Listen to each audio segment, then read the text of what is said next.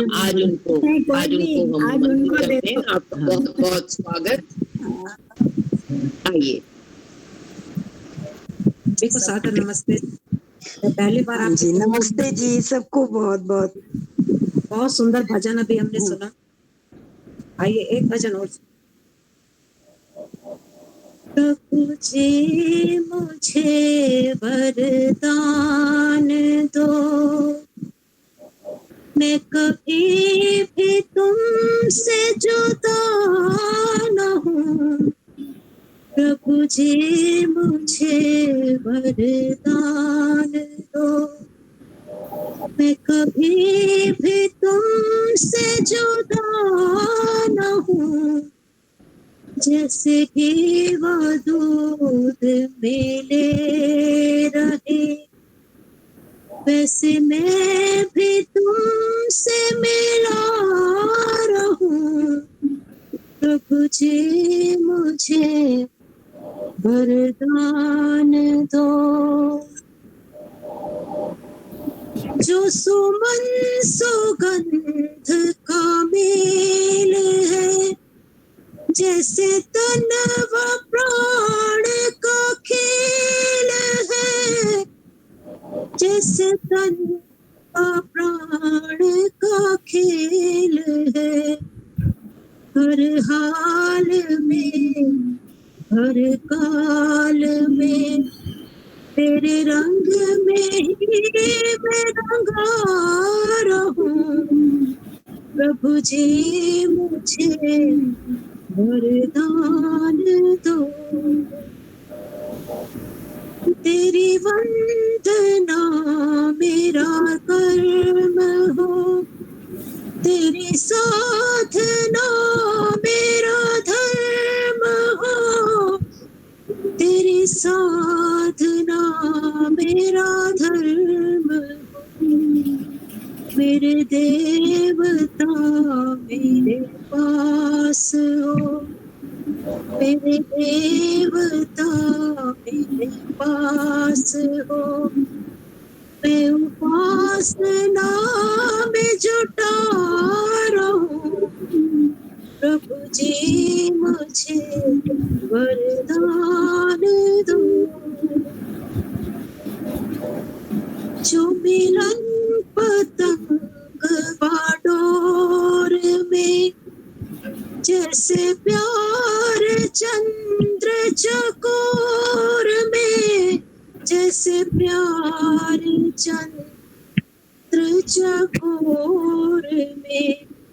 दिल में लगन ऐसी लगे, दिल में लगन ऐसी लगे।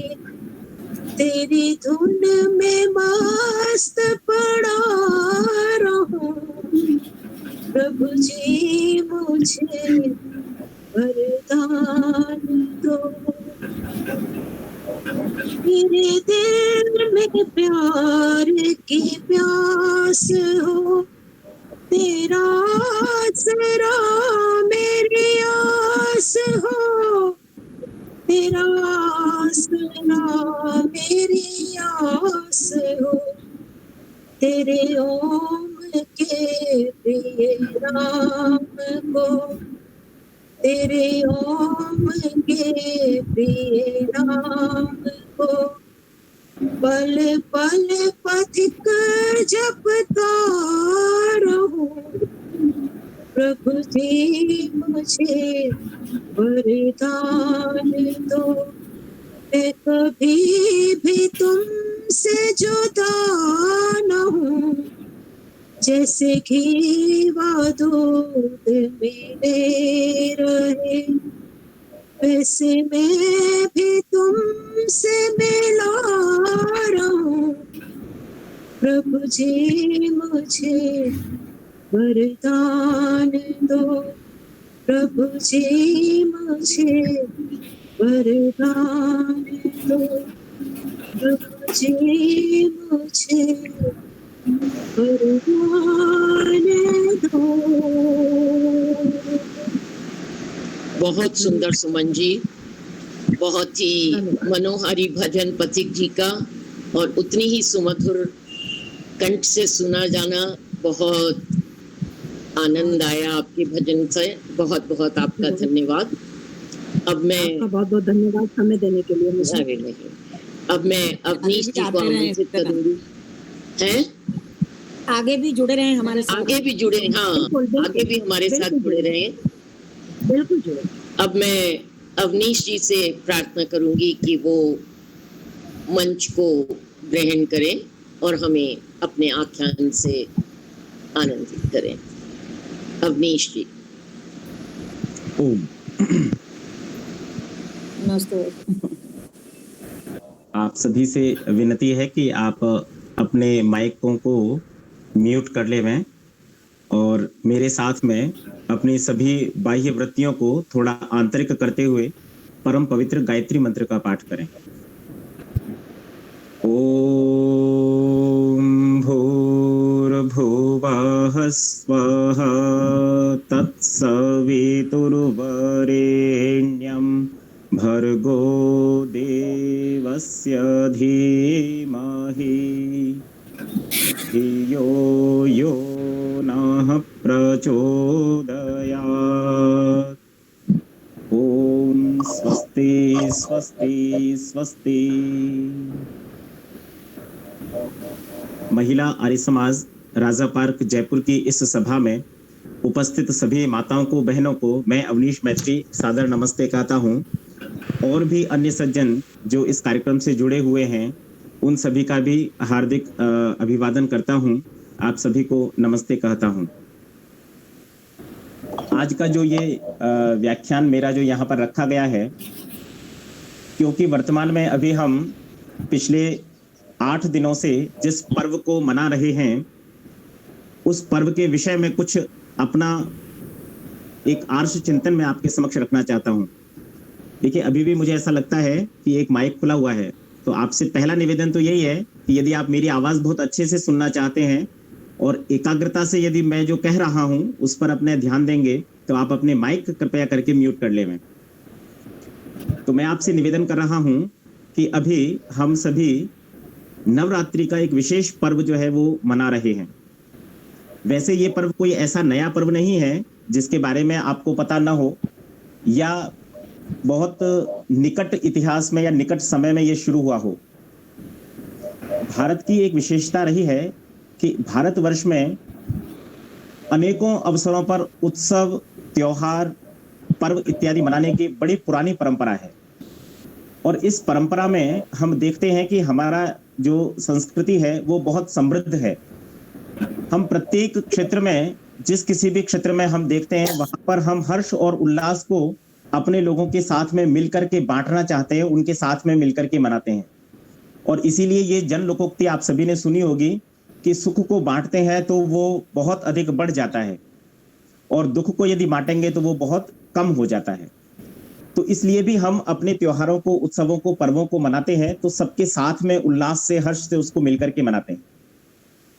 लेकिन जैसा कि हम सभी देखते हैं कि कालांतर में क्या हुआ, हमारी संस्कृति के साथ में हम धीरे धीरे इतने अधिक लचीलेपन के साथ में चले कि जो कुछ भी हमने नया देखा उस नए में हमने अपनी विवेक और बुद्धि का उपयोग कम किया और हमने उसको एज इट इज या फिर धीरे धीरे वो जो वास्तविक जो शुद्ध परंपरा थी वो अपभ्रंश होते होते हमारे पास जब तक पहुंची तब तक वो बहुत दूषित हो चुकी थी।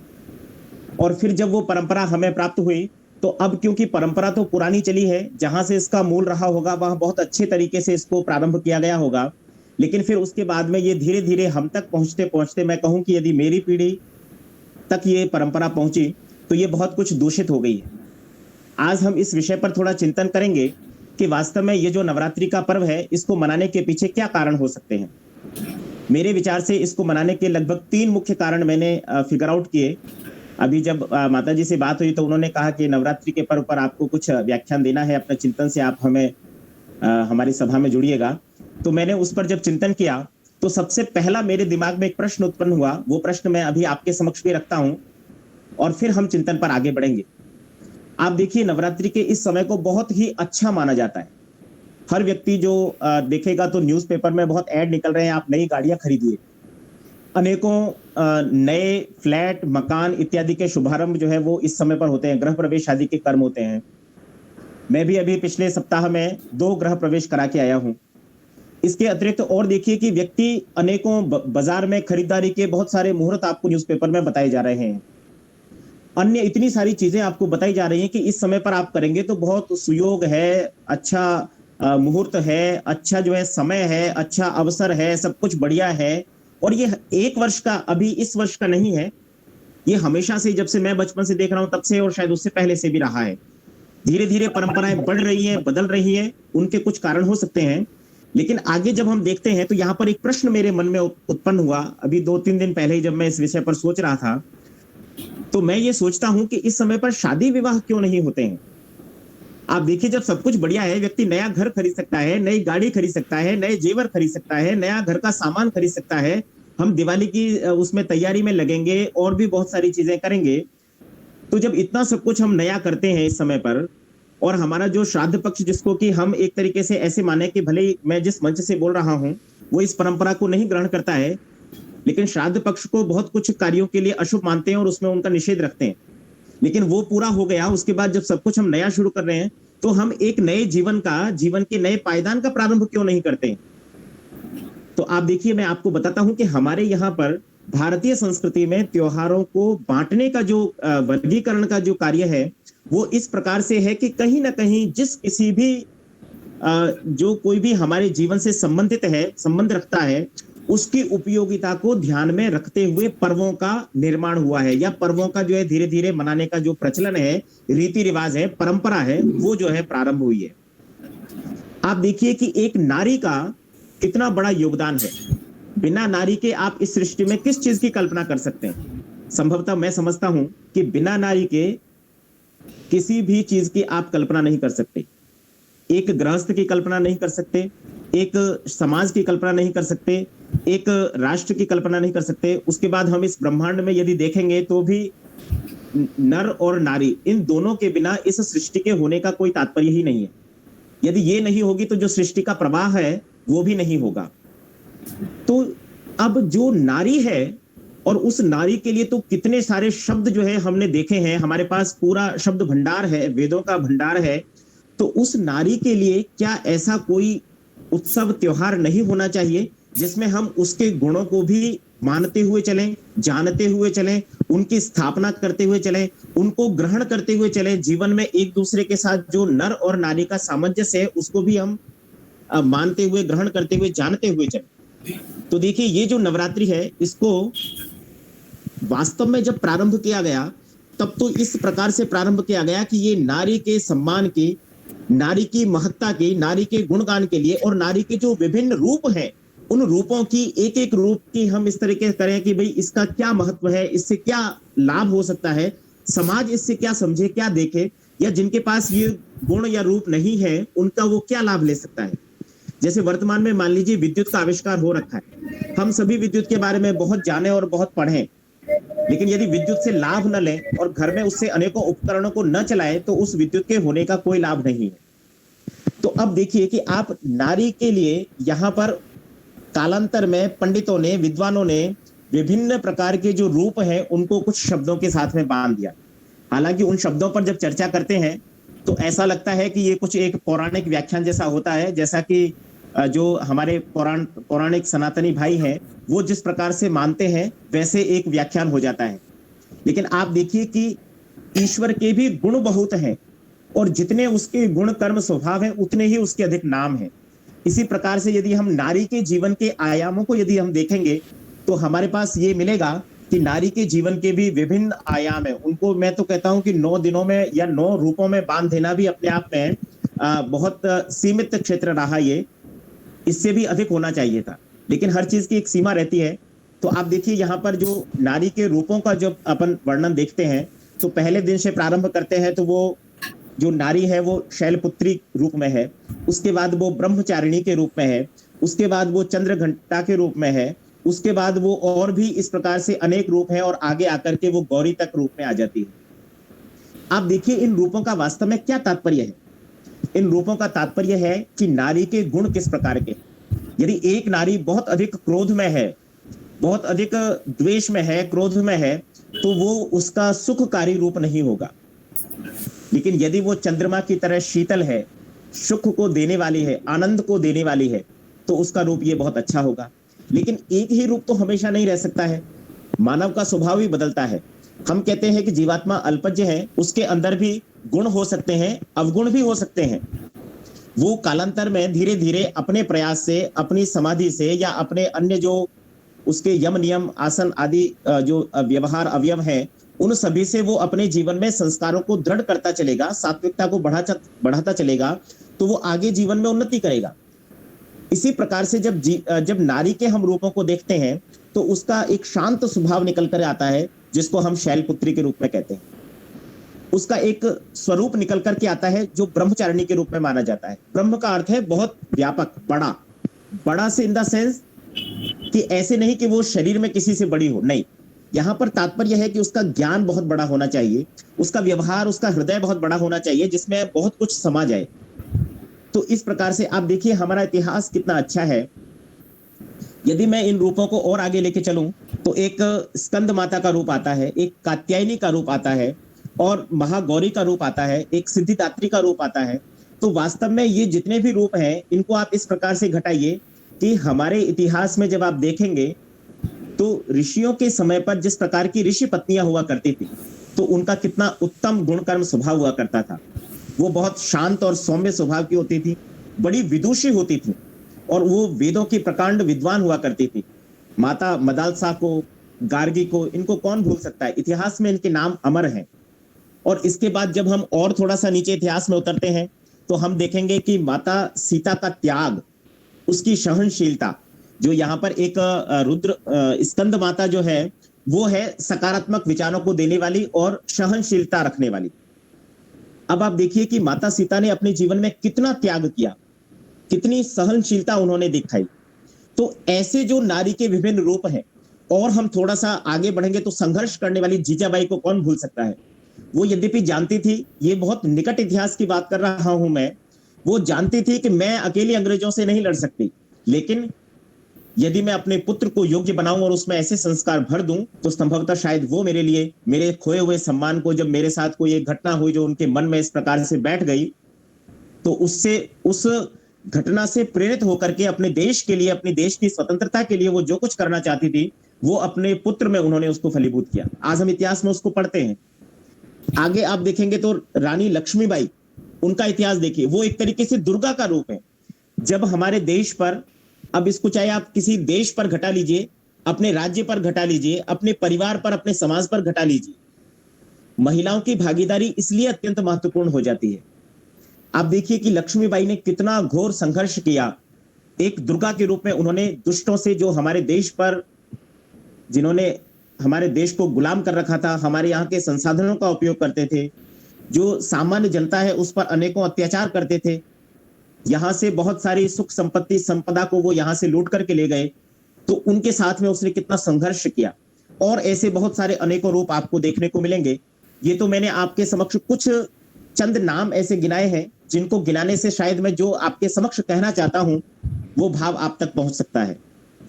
इन सारे रूपों को जब हम देखते हैं तो उससे हम क्या प्राप्त करते हैं कि माता जो है, जो माता का जो रूप है वो सर्वोत्तम है, सर्वोपरि है, और उसके बिना कुछ भी संभव नहीं है। यदि एक परिवार में हम देखें तो हम देखते हैं कि माता जो है वो गृहस्थी के केंद्र में एक धुरी है, और उस धुरी के न होने से बाकी की जो इसकी गति है, इस गृहस्थी की गति है, वो नहीं हो सकती है। जिस प्रकार से एक रथ का पहिया है, यदि उसमें धुरी ना हो और ताने उससे जुड़े हुए ना हो तो वो पहिया किसी भी प्रकार से गति नहीं कर सकता है। तो ये जो माता की उपयोगिता है, माता के गुणों का वर्णन है, माता के विभिन्न रूप हैं, इन रूपों को प्रतीक के रूप में, चिन्ह के रूप में हमने 9 दिनों के अंदर बांट लिया। लेकिन धीरे धीरे हमारे संसार में, इसमें हमारे संस्कृति में, संसार में जो भी जिस प्रकार की विकृति आती चली गई, उसके कारण भले ही कुछ भी रहे हों, लेकिन आज हम वर्तमान में देखते हैं कि इस नवरात्रि के समय पर बहुत से लोग तो दुर्गा माता के नाम पर, काली माता के नाम पर क्या है कि निर्दोष जानवरों की बलि देते हैं। तो ये ऐसे कृत्य हैं जिन पर हमें विवेकपूर्ण होकर के विचार करना चाहिए और सोचना चाहिए।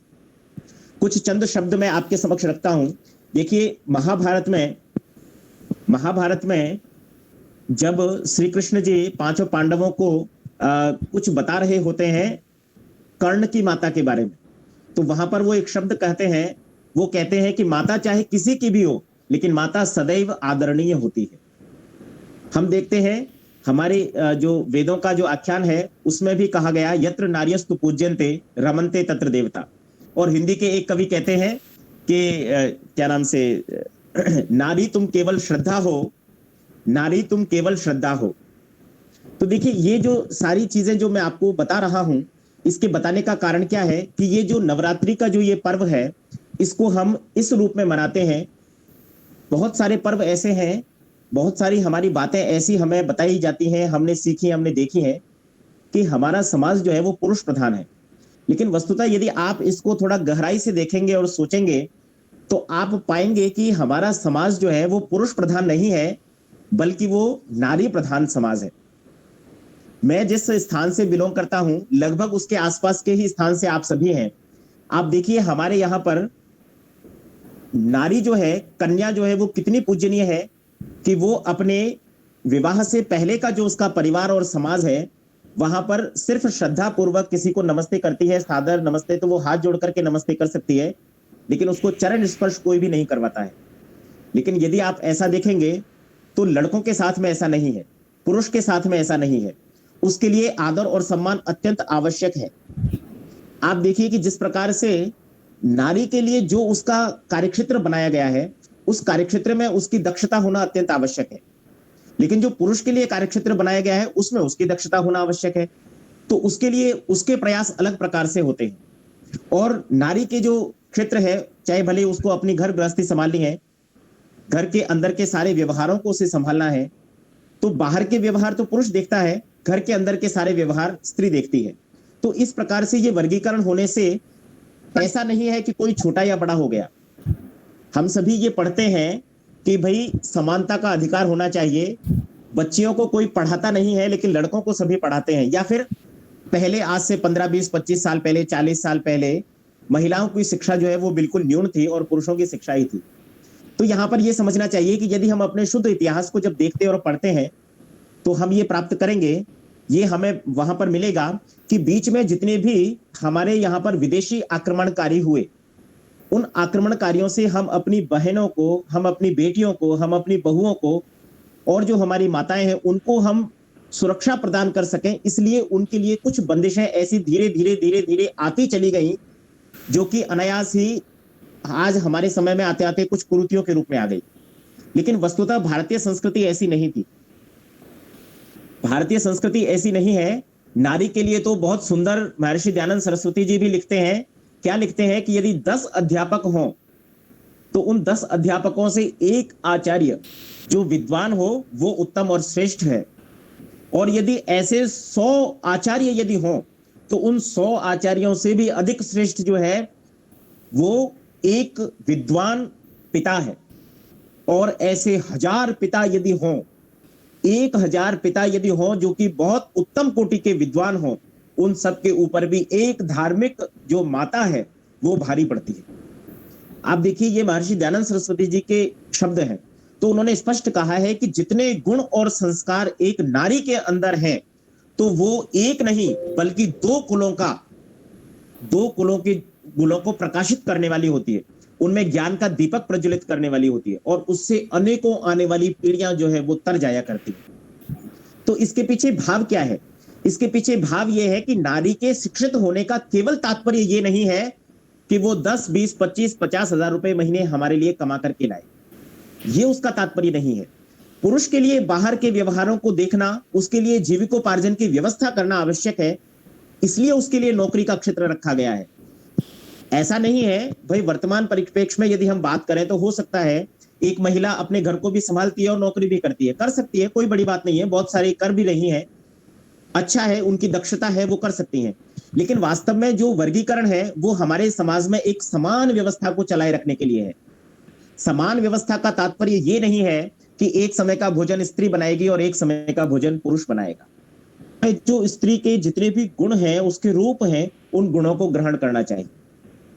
अब देखिए दूसरी जो इसकी चर्चा हम चलेंगे आगे, तो अब हम यहाँ पर देखेंगे ये तो एक कारण हुआ, लेकिन मैंने आपको प्रारंभ करने से पहले भूमिका के रूप में बताया कि ये जो विशेष अवसर इस समय शारदीय नवरात्रि का जो चल रहा है, तो इसके पीछे एक कारण तो ये है कि हम नारी के विभिन्न गुणों का, विभिन्न रूपों का एक प्रतीक, एक चिन्ह मानते हुए उन सभी गुणों से अपने जीवन में क्या क्या हमें लाभ है, उन लाभों को ध्यान में रखते हुए नारी का सम्मान, उसके लिए अपने हृदय में आदर और प्रेम हमारे लिए उत्पन्न हो, ऐसा भाव होना चाहिए। आप देखिए कि भारतीय संस्कृति में उत्सव और त्योहार मनाने के लिए बस एक छोटा सा कारण देखा जाता है। इस समय पर वर्तमान में जो हमारी वर्षा ऋतु की जितनी भी फसलें होती हैं, जो दालें वगैरह होती हैं, बाजरा होता है, मक्का होता है, ये सभी की सभी फसलें भी तैयार होकर के घर में आ रही होती हैं। यद्यपि इनका बड़ा यज्ञ तो शारदीय नवषष्ठी पर, जो दीपावली पर्व जिसको हम मनाते हैं, उस पर होगा, क्योंकि इस समय भी लोगों के घर में फसलें आती हैं और हमारा देश तो कृषि प्रधान देश है। यहां पर तो किसान जो है वो सर्वोपरि है, वही राजाओं का भी राजा है, अन्नदाता है। तो इस समय पर वो क्योंकि प्रसन्न है, उसके घर पर फसलें आ रही हैं, तो इस समय पर वो भी उस उत्सव को मनाने के लिए इस प्रकार से इस नवरात्रि के जो ये कार्यक्रम, ये त्योहार जो इस समय चल रहा है, तो इसमें वो भी सम्मिलित होता है। इसके बाद तीसरा जो मुख्य कारण हम देखते हैं, तो वो आप देखिए कि हमारे भारतवर्ष में एकमात्र ये ऐसा देश है पूरे इस विश्व में जिसमें कि ऋतुओं के विभिन्न प्रकार होते हैं, विभिन्न प्रकार होते हैं और 6 ऋतुएं यहां पर मनाई जाती हैं। तो इस समय पर ऋतु परिवर्तन का एक समय हो रहा होता है। तो इस ऋतु परिवर्तन के समय पर अधिक आहार करना, अनुचित आहार करना का वातावरण बदल रहा है, तो अपने शरीर को स्वस्थ और निरोग रहने के लिए हम उस वातावरण के अनुकूल बना सकें, इसलिए भी ये नवरात्रि का पर्व विशेष हो जाता है। तो इस नवरात्रि के विशेष पर्व पर क्या है कि व्यक्ति 9 दिन तक अपनी जो पाचन तंत्र है उसको विराम दे सकता है। 9 दिन नहीं दे सकता है तो 3 दिन दे सकता है, 3 दिन नहीं तो पहला और आखिरी 2 दिन दे सकता है, या जैसी उसकी अनुकूलता हो। जरूरी नहीं है, यदि आपका शरीर किसी प्रकार से रोगी है या आप कोई ऐसी दवा का सेवन करते हैं जो प्रतिदिन आपको लेनी होती है और उस एलोपैथी दवा को लेने के लिए आपको कुछ खाना आवश्यक है, तो ऐसा कुछ भी नहीं है। वस्तुतः मुख्य प्रयोजन क्या है कि हमारे शरीर को हम इस ऋतु परिवर्तन के समय पर सुपथ्य आहार से जो भी हमारे शरीर के लिए निरोग रहने के लिए अत्यंत आवश्यक हो सकता है उसको ही ग्रहण करें। और दूसरा क्या है कि हम अपने शरीर के पाचन तंत्र को, क्योंकि ये तो मशीन है, खाने में या अपने घर में किसी मशीन को देखते हैं, गाड़ी को देखते हैं, उसकी सर्विसिंग भी बहुत जरूरी होती है, उसकी रिपेयरिंग भी बहुत जरूरी है, उसको आराम देना भी बहुत जरूरी है। अगर आप किसी मोटर को बहुत लंबे समय तक लगातार चलाकर छोड़ देंगे तो वो गर्म हो जाएगी तो वो फिर काम करना बंद कर देगी, उसमें नुकसान हो जाएगा, फिर वो नहीं चलेगी। ये चाहे भले ईश्वर ने आपकी मशीन बनाई हो, ये शरीर रूपी जो साधन आपको बनाकर दिया है, चाहे मनुष्य कोई साधन बनाता है, पहली बार जो साधन बनता है और जैसा बनाया जाता है वो सर्वश्रेष्ठ होता है, सर्वोत्तम होता है। उसके बाद यदि आप उसमें कुछ रिपेयरिंग करेंगे, सर्विसिंग करेंगे, तो वो उसकी परफॉर्मेंस को थोड़ा बहुत लंबे समय तक रखने के लिए हो सकता है, लेकिन वैसा आपको स्थापन करके नहीं दे सकता। ईश्वर ने जैसी हड्डियां बना दी, यदि मान लीजिए दुर्भाग्य बस किसी दुर्घटना में कुछ एकाध हड्डी इधर उधर हो जाए, तो फिर वैसी नहीं बन सकती जैसी ईश्वर ने आपको पहले सर्वप्रथम बना करके दी। शरीर रूपी साधन है, इस साधन के माध्यम से हम साधना की ओर बढ़ें, यह अत्यंत आवश्यक है। इस साधना के लिए अब आप देखिए कि हमने अभी थोड़े दिन पहले जो एक पर्व मनाया वो श्रावणी उपाकर्म का पर्व था, लेकिन श्रावणी उपाकर्म का पर्व मात्र 1 महीने का, 15 दिन का, 7 दिन का या वर्तमान में जो 3 दिन का या 2 दिन का रह गया है, ये नहीं है। ये 4 महीनों का पर्व है। सावन से शुरू होता है, सावन, भादो, क्वार और कार्तिक, कार्तिक मास तक ये जो है ये रहता है। और कार्तिक मास को फिर वापस इसीलिए बहुत ही उत्तम मास कहा गया, ध्यान के लिए, ईश्वर की उपासना के लिए। क्यों? क्योंकि व्यक्ति में धीरे धीरे शिथिलता आ जाती है। मैंने प्रारंभ तो किया बहुत अच्छा, मैंने बहुत अच्छा प्रारंभ किया, मेरे अंदर उत्साह भी है, मैं 4 दिन सही समय से जगह भी सही, स्वाध्याय भी किया, यज्ञ भी करना प्रारंभ किया, लेकिन धीरे धीरे फिर वही शिथिलता पकड़ लेती है। तो ये उत्तरोत्तर हमारे लिए बीच बीच में, जैसे बूस्टर होता है ना, बूस्टर जो आपको बीच बीच में एक इग्निशन देता है, आपको थोड़ा सा प्रेरित करता है, आपको आगे उछालता है, आपको पढ़ाने का कार्य करता है, आपके विचारों में कुछ उत्तेजना लाएगा, कुछ कार्यों में गतिशीलता लाएगा, आपके जीवन में कुछ उन्नति की ओर आगे आपको अग्रसर करेगा। तो वो जो इग्निशन है, वो जो अग्नि का रूप है पर जो है आपको प्रदान किया जा सके, इसलिए श्रावणी उपाकर्म शुरू हुआ। फिर आपको ये नवरात्रि पकड़ा दिया। उसके बाद आप क्षत्रिय धर्म भी अच्छे से उसका भी ध्यान रखें, आपको शास्त्रों का भी ज्ञान हो, शस्त्र का भी ज्ञान हो। तो विजयादशमी का पर्व भी हमने रखा, और उसके बाद फिर ये कार्तिक मास भी आ जाएगा और शारदीय नवषष्ठी भी हम सभी मनाएंगे। आप देखिए कितना अच्छा, कितना सुंदर ये वर्गीकरण ऋषियों की व्यवस्था में है। लेकिन धीरे धीरे हम अपने त्योहारों को, अपनी संस्कृति को हम किस प्रकार से दूषित करते जा रहे हैं, ये चिंताजनक है। इसलिए इस प्रकार के आर्ष चिंतन की अत्यंत आवश्यकता है, स्वाध्याय की आवश्यकता है, तर्क और विवेक से, अपनी बुद्धि से निर्णय लेने की आवश्यकता है कि वास्तव में हमारे लिए क्या अच्छा है।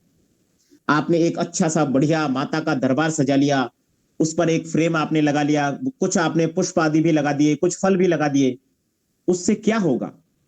उससे कुछ नहीं होगा। वास्तव में आपने यदि शरीर के पाचन तंत्र को विराम दिया है तो आपकी साधना सफल हो रही है। हो सकता है वो आज आपको फलीभूत नहीं होगी, लेकिन 9-10 दिन के बाद में शरीर एकदम हल्का होगा, बहुत अच्छा महसूस करेंगे। शरीर के पाचन तंत्र को रेस्ट मिला और उसने आपके जो शरीर में एक शुद्धि की प्रक्रिया होनी चाहिए, उस शुद्धि की प्रक्रिया को आपको दे दिया। इसके पश्चात यदि आपने थोड़ा बहुत भी एकाग्रचित्त होकर के प्रातः काल, सायंकाल ईश्वर की ध्यान और उपासना की, चाहे भले उसको माता के रूप में किया, तो भी वो आपके लिए लाभदायक है। यहां मैं आपसे एक बात और जोड़ता चलूंगा। महर्षि दयानंद सरस्वती जी जिस समय पर माता की परिभाषा लिखते हैं, तो वो सत्यार्थ प्रकाश के पहले समोल्लास में लिखते हैं कि वह ईश्वर ही हमारी शाश्वत माता है, शाश्वत पिता है। परिभाषा देते हुए क्या लिखते हैं? यो मिमीते मानयति सर्वान जीवान स माता। यो मिमीते मानयति सर्वान जीवान स माता। वो माता है जो सभी जीवों के कल्याण के लिए यत्नशील है। वो माता है जो समस्त इस ब्रह्मांड में जितने भी जीव हैं, उन सभी के रक्षण का, पालन का भार अपने कंधों पर लिए चल रही है, और सभी की समग्र उन्नति के लिए, सुख के लिए, उनकी बढ़ती के लिए जो कामना कर रही है, और उसके लिए जो क्रियाशील है, जो गतिशील है, जो कार्य कर रही है। क्षेत्र में घटा लीजिए, गृहस्थी में भी वही माता हमारे लिए कार्य कर रही है। इसीलिए माता पूजनीय हो गई है। इसीलिए माता को कई बार ऐसे कह देते हैं कि तो ईश्वर के तुल्य है। माता जो है वो पृथ्वी से भी भारी है, उसकी सहन शक्ति बहुत अधिक है। उसका पुत्र जब वो छोटे से पुत्र को स्तनपान कराती है, उस समय पर भी पुत्र उसको पता नहीं जाने 100,000 कितनी उसको लाते मारता है, उतने ही स्नेह से, और वो स्नेह निरंतर उसका बढ़ता रहता है, और उसको कितना सुंदर जो है सोमरस का पान कराती है, दुग्ध पान कराती है, और उससे उसके जीवन की कितनी उन्नति होती है, कितनी बढ़ती होती है। वो इतना सा शिशु जो है वो बढ़ करके आज 6 फीट का, 6.5 फीट का हो जाता है। विचित्र जो है इस ईश्वर की कारीगरी है, और इसलिए ये ईश्वर जो है वो हम सभी की जो है शाश्वत माता है। जी कहते हैं कि माता कुछ और नहीं है, तो कुछ और नहीं है, वो परम पिता परमेश्वर जो ईश्वर है वही हम सबकी माता है। क्यों? क्योंकि वो हम सभी की बढ़ती चाहता है, उन्नति चाहता है। हमारे जीवन की जितनी भी सुख, संपत्ति, शांति जितनी भी हमें चाहिए, उस सब के लिए निरंतर वो उसने इतनी सारी व्यवस्थाएं हमारे लिए बना रखी हैं। सब इतनी सारी औषधियां, वनस्पतियां, दालें, अनाज, इतने फल फ्रूट, ये सभी जो है उसने हमें दिए। तो वो किस लिए दिए? हमारे जीवन के रक्षा के लिए, उन्नति के लिए। तो ये जो माता का रूप है, इसको हमें इस प्रकार से ग्रहण करना चाहिए। देखिए, अब इस व्याख्यान के उत्तरार्ध की ओर मैं बढ़ रहा हूं, तो मैं आपसे जो मैंने अभी तक आपके समक्ष रखा वो सारी बातें मैं आपको बताता चलूं। तो मैं अभी आपसे एक निवेदन और करूंगा कि जब हम सुबह शाम ईश्वर की ध्यान और उपासना करें, तो उसके पश्चात फिर हमारा देव यज्ञ करने का भी जो है वो अवश्य होना चाहिए।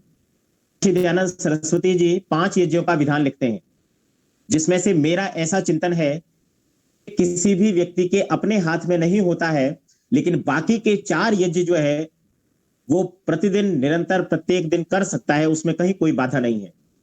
आप जो ध्यान उपासना करें वो ब्रह्म यज्ञ हो गया, जो संध्या वंदन है वो आपका ब्रह्म यज्ञ हो गया। दैनिक यज्ञ करने में कोई बहुत अधिक समय नहीं लगता है, मात्र 16-18 आहुतियां आपको देनी होती हैं। यज्ञ करने में आप 15 से 20 मिनट, इस 20 मिनट से अधिक नहीं लगता है। कोई व्रत करना चाहे तो उसके लिए स्वतंत्रता है, उसमें कोई बात नहीं है। इसके पश्चात आपके घरों में जो जिसको हम पितृयज्ञ कहते हैं, तो वह फिर वापस घूम करके वही माता और पिता के ऊपर आ जाता है। तो हमारे घर में जितने भी हमसे बड़े बुजुर्ग हैं, माता हैं, पिता हैं या अन्य जो हमसे बड़े हैं, उन सभी की सेवा और शुश्रूषा का भाव हमारे अंदर होना चाहिए, वो हम रखें। और इसके साथ में जुड़ा हुआ एक बलवेश देव यज्ञ है। हमको प्रत्येक दिन कुछ ऐसा भाग अपने आसपास, हमारे इस समाज में, हमारे जीवन से जुड़े हुए, हमारे घर के आसपास जितने भी छोटे मोटे पशु पक्षी हैं, उनके लिए हम यथा संभव जितना भी हम कर सकें, चाहे हम पक्षियों के लिए पानी भरते हैं, उनके लिए दाना डालते हैं, कुत्तों के लिए हम कुछ रोटी आदि बना देते हैं, गाय की सेवा के लिए जो हम कर सकते हैं, चारा आदि या फिर एक आध रोटी जो हम घर पर बनाएं। तो इस प्रकार से अब इन सभी यज्ञों को, यदि इन 4 यज्ञों को भी आप देखेंगे तो ये भी एक गृहस्थी में माता के केंद्र रूप में होने से ही संभव है। आप देखिए, ये सारी चीजों में एक ब्रह्म यज्ञ ऐसा हो सकता है जो व्यक्ति अकेला भी कर ले, लेकिन इसके अतिरिक्त यदि भोजन बनेगा तो आप अन्य किसी को दे सकेंगे बलवेश देव यज्ञ के रूप में। यदि आप जो है देव यज्ञ कर रहे हैं तो भी आपके लिए आपकी धर्म पत्नी की आवश्यकता अत्यंत महत्वपूर्ण है।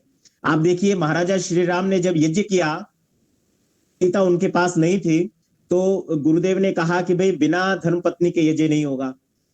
तो चाहे भले किसी भी प्रतीक रूप में करिए, लेकिन वहां पर आपकी पत्नी की उपस्थिति होनी चाहिए। ऐसा हम सुनते हैं कि वहां पर स्वर्ण प्रतिमा एक सीता जी की, माता सीता की बनवाई गई और तब फिर श्री राम ने यज्ञ किया। तो कहने का तात्पर्य, और फिर वैसे भी हम जो अपने उसमें देखते हैं, तो ऐसा कोई संस्कार नहीं जिसमें माता की भूमिका ना हो या सिर्फ एक ही व्यक्ति उस संस्कार को पूरा कर ले। तो ये दोनों का सम्मिलित रूप से प्रयास है। अब इन 5 यज्ञों में एक यज्ञ ऐसा रह जाता है जिसको हम कहते हैं अतिथि यज्ञ। तो ये जो अतिथि यज्ञ है, ये व्यक्ति के अपने हाथ में नहीं है, क्योंकि ये निर्भर करता है कि मेरे घर पर कोई अतिथि आया या नहीं आया। यदि कोई अतिथि नहीं आया, क्योंकि आजकल तो क्या है कि इस प्रकार की परंपरा है कि कोई किसी के अकारण तो जाता नहीं, जाता भी है तो पहले जो है फोन पे आदि पे संपर्क हो जाता है, या महीने में कोई एक बार कहीं आता है तो आता है, बाकी प्रतिदिन तो ये हो नहीं सकता। पुराने समय में साधनों की जो प्रकार है वो अलग प्रकार का होता था। तो व्यक्ति दिन में यात्राएं करता था, प्रारंभ में सुबह जल्दी यात्रा प्रारंभ करता था और सायंकालीन वो ये सोचता था कि कहीं ना कहीं किसी स्थान पर, चाहे परिचित हो चाहे अपरिचित हो, तो उसको रुकने में, ठहरने में किसी प्रकार का कोई संकोच नहीं होता था। तो वो वहां पर ठहर करके, और इस प्रकार से जो व्यवस्थाएं हैं वो चलती थी।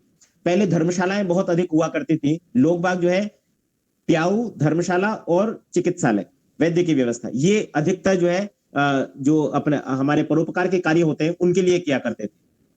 तो आप देखिए कि अब ये जब हम इन 9 दिनों का अनुष्ठान कर रहे हैं, तो वास्तव में इन 9 दिनों में यदि हम इन 4 या 5 यज्ञों को प्रतिदिन निरंतर करते हैं, तब हमारा ये जो शारदीय नवरात्रि है, ये पर्व मनाना सार्थक है।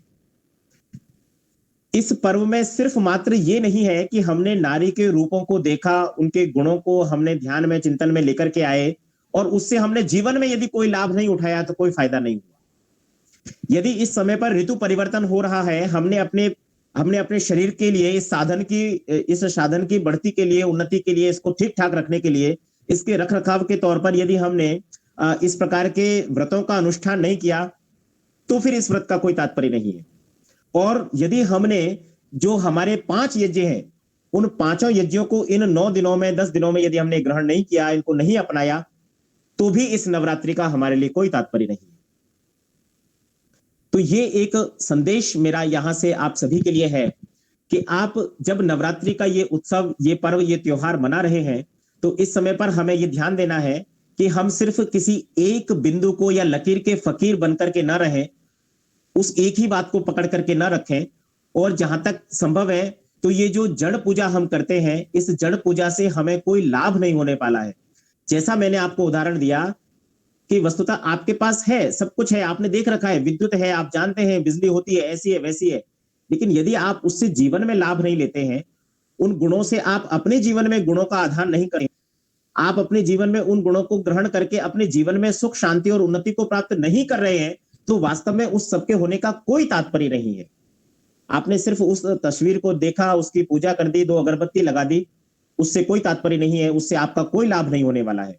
लाभ वस्तुतः उससे होगा जो आप उससे अपने जीवन में जो ग्रहण करेंगे, आप उस स्वाध्याय से, चिंतन से, साधना से, ईश्वर से जो जुड़ने का प्रयास करेंगे, अपने शरीर को स्वस्थ रखने का प्रयास करेंगे और उन 9 रूपों को, 9 गुणों को आप अपनी जो गृहस्थी है वहां पर यदि आप उसको इंप्लीमेंट करने का प्रयास करेंगे तो आप उससे लाभान्वित होंगे। हमारे घर में हमारी बेटी है, हमारे घर में हमारी पत्नी है, हमारे घर में हमारी माता है, तो हमारा व्यवहार उनके प्रति कितना सौम्य हो, कितना सरल हो, कितना सुखकारी हो, तो उससे हमें अत्यधिक लाभ होगा। सौमनस्यम विद्वेषम कृणोमि वा। तो जितना हम समान हृदय वाले होकर के रहेंगे अपनी पत्नी के साथ में, अपने बच्चों के साथ में, अपने माता पिता के साथ में, उतना हमें लाभ होगा। तो ये जो शारदीय नवरात्रि है, इसका मेन जो उद्देश्य है वो ये है कि हम अपने गृहस्थ में जो नारी शक्ति है, उस नारी शक्ति का आदर, सम्मान, उसका स्वाभिमान, उस सबको अक्षुण्ण रखें और हम उनके गुणों की प्रशंसा करते हुए, प्रशंसा का अर्थ होता है जिन गुणों को वास्तव में हम देख रहे हैं, प्रतिदिन जो हमारे लिए भोजन की व्यवस्था कर रही है, सुंदर हमारे वस्त्र आदि का प्रक्षालन करती है, हमारे घर की साज सज्जा करती है और अनेकों हमारे जो पंच यज्ञ हैं, अतिथि आदि विद्वान कोई आता है उसकी व्यवस्था करती है, यज्ञ में हमारे साथ भाग लेती है, परोपकार के कार्यों में हमें अग्रसर करती है। तो ऐसी जो नारी शक्ति है उसके रूपों से हम लाभान्वित हो रहे हैं। तो उसकी ये श्रद्धा सम्मान में उसके इसको कहेंगे कि उनकी जो आराधना है उसमें ये पर्व है। तो इन्हीं शब्दों के साथ में मैं अपनी वाणी को विराम देता हूं। आशा करता हूं कि आपको मेरी बात अच्छी लगी होगी और समझ में आई होगी। जैसा कि मैंने आप सभी को बताया कि ये सिर्फ इन 9 दिनों में हमें मात्र किसी जड़ पूजा में नहीं लगना है। आप इसकी बजाय जो वास्तव में हमारे जीवन के लिए लाभदायक चीजें हो सकती हैं, जो इन गुणों से हम ग्रहण कर सकते हैं, उनकी ओर हम अग्रसर होवें और महर्षि दयानंद सरस्वती की जो पंचयज्ञ की व्यवस्था है उसको हम ग्रहण करें। यही इस आज का जो संदेश है वो है। इसी के साथ मैं अपनी वाणी को विराम देता हूं। आप सभी ने ध्यानपूर्वक सुना। आप सभी का बहुत धन्यवाद। ओम शम। अवनीश जी का बहुत बहुत धन्यवाद। आपने बहुत ही सरल और रोचक तरीके से हमें नवरात्र के बारे में समझाया, उसके स्वरूप को समझाया और जो अपभ्रंशित स्वरूप हो गया है उसको किस तरीके से हम ठीक कर सकते हैं, किस तरीके से हम अपने आप की अपनी दिनचर्या में उसको शामिल करें और एक यज्ञ रूप बनाकर, एक उपासना पर्व बनाकर उसको जो है आगे हम अपने जीवन में शामिल करें।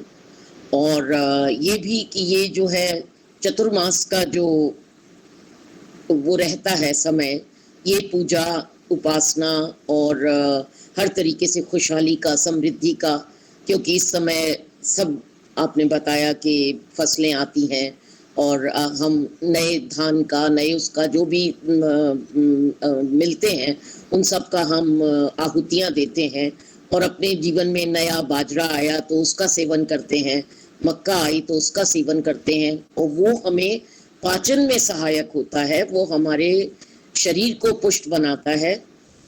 बातों के साथ आपने हमें बहुत बहुत लाभान्वित भी किया और आपका आने का बहुत आभार, बहुत बहुत धन्यवाद कि आपने हमारे प्रार्थना को स्वीकार किया और बहुत जल्दी दे दिया। तो मैं आपका बहुत बहुत धन्यवाद करती हूँ। शशि जी से आग्रह करूंगी कि वो आपका धन्यवाद करें। शशि जी। मैं बहुत बहुत आभार प्रकट करती हूँ कि आपने बहुत सुंदर शब्दों में इस नवरात्रि पर्व को, वास्तव में हमारा वैदिक स्वरूप है ही यही जो मैं जानना चाहती थी कि वे है तो हमारा यज्ञ, और इन 5 यज्ञों के माध्यम से आपने इसको साथ में लेकर के और नारी शक्ति को किस तरीके से उठा करके कि आज सबसे बड़ा प्रश्न यही आ रहा है कि वास्तव में दोनों तरफ पुरुष भी बराबर का पढ़ करके वो अर्न कर रहा है और नारी भी उतना ही पढ़ के अर्न कर रही है। और वो चाहती है कि भाई अब पूरा बराबर का जो एक समय खाने और एक सुबह और शाम की बात आ रही है डिवीजन की वर्क की, वो इसीलिए उठ रही है कि जो बराबर वो भी थक के उतना ही आती है, तो वो जो धुरी बनना चाहिए थी ना, वो धुरी अब नहीं रह पाती और वो भी पुरुष की तरह ही सक्षम उस तरीके से हो गई है कि भाई वो दो काम करने में हर नारी अपने आप को नहीं कर पाती है। तो उसी से सारा जो है वो थोड़ा सा डिस्टर्ब हो रहा है घर का गृहस्थी का। तो लेकिन ईश्वर से प्रार्थना करते हैं कि सशक्तिकरण का है कि भगवान फिर नारी को ही शक्ति दे और जो सारे दोनों तरह का भार सहन करने के लिए आगे बढ़ी है वो और अच्छी तरीके से मेहनत से उसको आगे बढ़ाए, क्योंकि हमने ही भार लिया है। ये हमने ही आगे बढ़ करके क्यों अर्न नहीं कर सकती, नारी सब काम कर सकती है। इसलिए ये चीज अब जब हमने ले ही लिया है तो इसका होंगे और हम इस कार्य को बहुत अच्छी तरीके से निभाएं। आपका पुनः बहुत बहुत धन्यवाद। अब शांति पाठ की ओर आप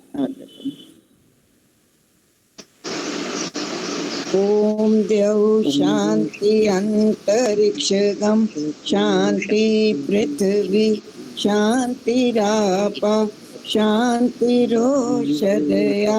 शांति वनस्पतया शांतिर्विश्वे देवा